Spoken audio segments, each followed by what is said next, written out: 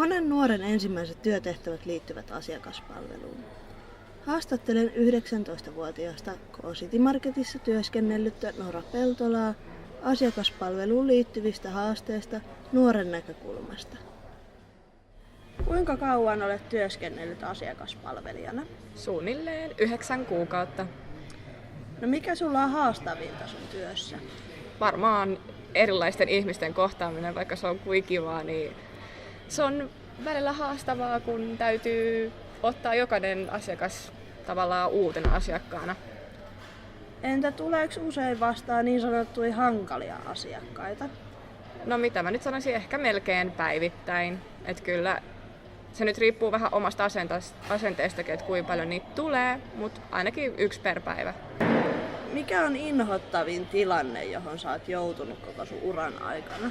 Tuo on ihan sikavaikea kysymys sen takia, että kun on tullut kaikkea haukkumista ja kaikkea mahdollista nimittelyä, niin kuitenkin kaikista inhottavin on ollut se, kun asiakas on alkanut huutaa suoraan päin naamaa, kun se on tullut niin yhtäkkiä, että ei oikein tiedä, miten sellaisia tapauksia pitäisi reagoida. Ja se on varmaan inhottavinta. No, miten tuommoiset asiakkaiden puheet tai huutamiset tai teot sitten vaikuttaa noin nuoreen asiakaspalvelijaan?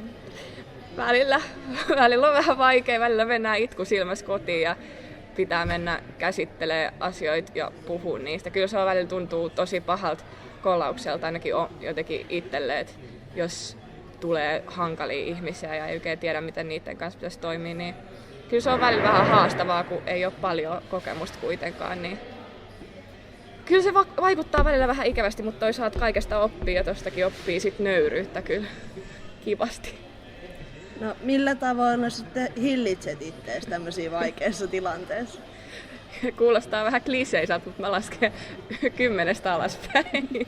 Et pitää olla vaan kuuntelematta sellaisia ilkeitä haukkuja ja yrittää olla ignoraamatta ja pysyä tyynenä. Ja kyllä se tosiaan laskeminen auttaa niissä tapauksissa tosi paljon. Et ajattelee vaan, että sitä ihmistä ei ole siinä tilanteessa ja hoitaa vaan niinku omat työt sit kunnialla loppuun ja kuitenkin muistaa olla sen asiakkaan kanssa asiallinen ja toivottaa hyvät päivät ja näin.